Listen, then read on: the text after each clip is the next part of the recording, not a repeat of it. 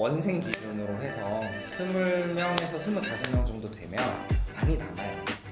굉장히. 왜냐면 학원 자체가 1층에 자리 잡고 있는 것도 아니고, 그리고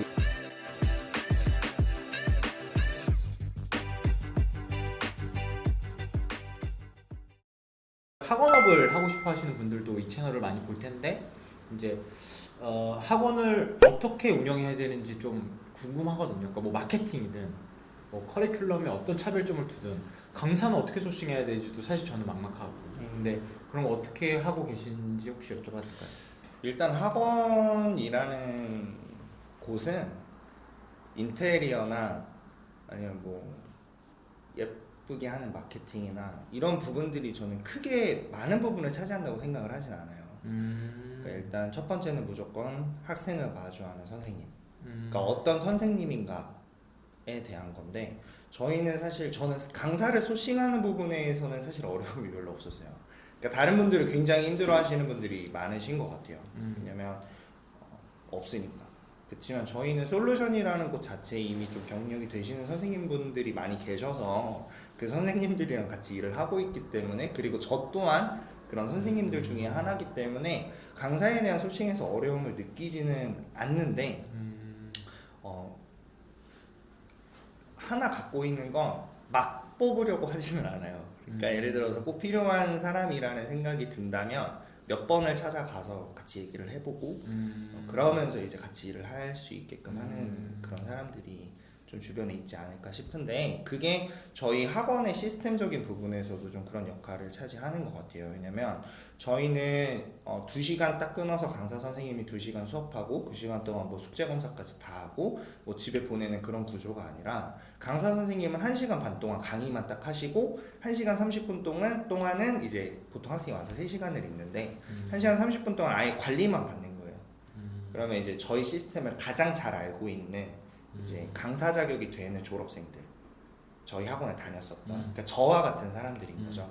혹은 이제 뭐 젊으신 다른 강사 선생님을 할 수 있는 사람이지만 이제 그런 일을 할 수 있는 선생님들이 1시간 30분 동안 소규모로 그 친구들을 또 맡아서 관리를 해주시는 거예요. 약간 멘토링이나 그렇죠. 과외나 Q&A를 받는 것처럼. 네, 아예 그렇게 가기 때문에 예전에는 이제 학원이 조금씩 흐름이 저는 변한다고 생각을 하고 있어요. 예전에는 뭐 과외를 했었던 시기도 있었겠지만 대형 학원에서 다 같이 앉아서 강의만 듣고 알아서 문제를 풀었어야 되는 거면, 요즘에는 조금 이제 강의는 너무 좋은 강의들이 많기 때문에 조금 거기에서 매력을 느끼는 거는 쉽지는 않을 것 같고, 어떻게 내가 모르는 걸 알려주고 처방을 내려주는지. 그러니까 학생이 수학을 지도를 하다 보면 정말 천차만별이에요. 수순이. 네, 그러니까 그냥 꼭 상중하로 나누는 것뿐만이 아니라 습관들이 있어요. 그러니까 수학 문제를 그냥 외워서 푸는 친구들도 있고, 아니면 그냥 너무 잘하는데 시험 시간만 되면은 못 푸는 친구들도 있고, 그러면 그런 부분들을 담당 선생님이 캐치를 해내서 그 부분을 좀 극복하게 해주려고 하는 게 저는 가장 필요하다라고 생각을 하거든요. 그래서 저희는 꼭 그런 시간을 만들고 일주일 혹은 뭐 길어도 2주일에 한 번씩은 학생과 꼭 면담을 해서 그 친구가 요즘 어떤 공부를 어떻게 하고 있는지에 대한 이야기를 꼭 나누어 보고, 그래서 주에 한 번은 무조건 테스트를 봐서 그 친구의 상태에 대해서 진단을 하고 그거에 맞게 또 처방이 들어간다, 피드백이 들어간다라는 생각을 좀 해주시면 될 것 같아요. 그 명진님께서는 학원 강사분의 수급이 그렇게 어렵지 않다고 말씀을 주셨잖아요. 네. 근데 궁금한 게 뭐 알바 천국이나 알바몬이나 이런 데서 이제 그러면 채용을 안 하시고 지인 영업을 보통 하시나요? 하기는 하는데 이제 강사 선생님들을 알바몬이나 알바 천국에서 수급을 하지는 않고 업무 보조 해주시는 분들, 사무 보조. 그렇죠. 예를 들면 채점이나 복사나 교재를 이렇게 바인더로 이렇게 만들어내거나 이런 단순 업무를 할 때에는 이렇게 빠르게 수급이 필요하니까 그럴 때는 활용을 하는데, 저희는 2004년에 생겼으니까 그때부터 하셨던 분들 중에도 여전히 계신 강사 선생님들이 많으세요. 그러니까 그분들이 은퇴라고 해야 되나? 이렇게 나이가 이렇게 들어가시면서 운영적인 부분에서는 거의 이렇게 빠지시고 강의를 많이 해주시면서 도와주시는 분들이시기 때문에 구조 자체가 젊은 사람들이 운영을 하고 조금 나이가 드신 분들 같은 경우, 그러니까 저희보다 더 어른이신 선생님들은 조금 빠지셔서 강의를 해주신다고 생각하시면 되세요. 그렇기 때문에 강사를 수급하는 데에서는 사실 웬만하면 솔루션 내에서 해결이 가능한 게 많고, 그치만 뭐 피치 못해서 좀 어렵다라고 한다면 혼잣말이라는 사이트나 아니면 이제 학원을 관리하는 노하우라는 사이트에 저희가 좀 글을 올려서 면접을 좀 꾸준히 봐서 이제 수급을 한다라고 생각을 하시면 되시고요. 같이 일하고 싶은 사람들은 항상 가까이 있기 때문에 그분들을 좀 많이 만나는 편이에요. 그러면은 학원 강사 외에도 이제 학원 운영을 하는 데 있어서 중요한 마케팅이나 이런 것도 있잖아요. 그럼 보통 학원의 마케팅은 어떻게 하나요? 저희 예를 들어 뭐 저는 대관업은 뭐 스페이스 클라우드나 네이버 키워드로 마케팅을 하고, 교육업은 네이버 소셜 뭐 배너 다 하거든요. 그래서 학원에서 특화된 마케팅 방법이 또 있을 것 같아요. 프로그램이랑 항상 맞물려야 되는 것 같아요. 그러니까 예를 들어서 겨울방학이 됐는데 그 겨울방학 동안에 이제 뭐 지금 기존에 다니는 학생들이 수준이 조금 높기 때문에 뭐 끝내기를 하겠다. 그러니까 예를 들면 겨울방학 한 달 동안에 뭐 수원 수투를 다 끝내는 프로그램을 진행을 하는 게 맞겠다라고 한다면 그걸 홍보하는 편이에요. 그러니까 있는 기존에 저희가 가르치고 있는 학생들의 무조건 맞추어진 괜찮은 프로그램을 선생님들과 회의해서 기획을 하고 그걸 홍보를 하는데, 사실 뭐 이거는 제가 좀 게을러서 그런 것도 있지만 블로그나 인스타그램 같은 경우에 제가 잘 못해요. 그래서 저는 어떻게 하냐면 이제 배너를 저희 학원 앞에 해서 이제 저희 학원 또 앞이 병원도 있고 이래서 엑스배너. 네, 유동인구가 좀 있어서 엑스배너를 해놓기도 하고, 그리고 중간고사, 기말고사, 그리고 방학 시즌 이럴 때에는 노트를 제작을 해서 학교 앞에 가서 배부를 하는구나. 네, 배부를 해서 그걸 좀 보고 마음에 드는 학생들이 있다면 상담 문의가 오게끔 저희가 그렇게 제작을 한다고 생각하시면 되고, 노트에는 항상 어떤 게 들어가냐면 졸업한 학생들의 수기가 들어가요. 본인들이 직접 졸업을 하고 나서 수기를 다 적어서 이 학원이 어떤 곳인지를 좀 얘기를 해줄 수 있는, 학교 이름도 이제 박혀 있을 거고. 네, 그렇죠. 서울대 합격자. 아직 서울대 못 뽑았는데 그래도 괜찮은 학교를 간 친구들이 제법 많기 때문에 그 학교 합격한 학교 그리고 출신 학교 이렇게 해서 노트를 배부하기도 하고요. 그러니까 일반적으로 다른 학원들도 비슷하게 홍보를 하는 것 같아요. 근데 무엇보다 중요한 건 왔을 때 약속할 수 있는 것들만 홍보를 하는 편인 것 같아요. 그러니까 왔는데 홍보에선 이렇게 했는데 왔는데 다르다 라는 마음을 좀 갖지 않게끔 최대한 할 수 있는 약속만 그렇게 홍보를 한다고 생각하시면 될 것 같습니다. 그러니까 오프라인 위주로 마케팅을 하시고 보통 맞아요. 엑스배너나 아니면 판촉물로 일단 마케팅을 보통 하시시는 거네요. 네. 온라인도 하시면은 더 잘 되실 수도 있겠다. 그렇죠. 네. 잘 해볼 수 있는 사람을 찾는 중입니다. 그러니까 제가 온라인은 보기에는- 안 해도 이 정도인데. 네, 그건 아니고 어찌됐건 간에 저희는 이렇게 와서 사서 가는 게 아니라 꾸준한 관계가 이어져야 되는 거기 때문에 홍보보다는 역시나 다니는 친구들한테 최선을 다해서 입소문. 그렇죠. 그 학생들의 만족도가 올라가는 게 정말 중요한 것 같아요. 제일 중요한 것 같아요. 네. 리텐션이. 네. 전체적인 수익 구조, 수익률이나 네. 뭐 이런 게 어떻게 될지 혹시 여쭤봐도 될까요? 일단은 당연히 학생 수에 비례해요. 어. 그러니까 다니는 원생 수가 많으면 네. 당연히 매출이 올라가기 때문에 네. 그만큼 수익도 많이 가져갈 수 있는 구조가 될 건데, 일반적으로 제가 처음 이렇게 안 될 때부터 살려봤었기 때문에 네. 뭐 일반적으로는 이제 원생 기준으로 해서 20명에서 25명 정도 되면 많이 남아요. 굉장히. 그래요? 왜냐면 학원 자체가 1층에 자리 잡고 있는 것도 아니고 그리고 일단 원장이 무조건 많이 일을 하기 때문에 네. 꼭 이렇게 수업을 안 하는 원장 선생님이라면 당연히 인건비로 돈이 많이 나가겠지만 네. 꼭 그렇지는 않거든요. 그러면 일반적으로 큰 차이가 없어요. 그러니까 40명 이렇게 있을 때랑 네. 25명 있을 때랑 드라마틱한 차이는 없어요. 40명을 하게 되면 결국 강사를 써야 되니까. 그렇죠. 인건비가 들어가기 때문에 크게 많은 차이는 드라마틱하게 나진 않아요. 그러니까 뭐 3배가 된다든지 2배가 된다든지 하지는 않아요. 그렇지만 어떤 차이가 있냐면 안정감이 좀 달라요. 그러니까 예를 들어서 5명이 다니는 학원이 20명이 되는 건 너무 힘든데 이제 20명이 돼 있는, 그러니까 수익률은 큰 차이가 없다고 하더라도 다시 성장을 해나가는 단계에서는 굉장히 큰 차이가 있는 것 같아요.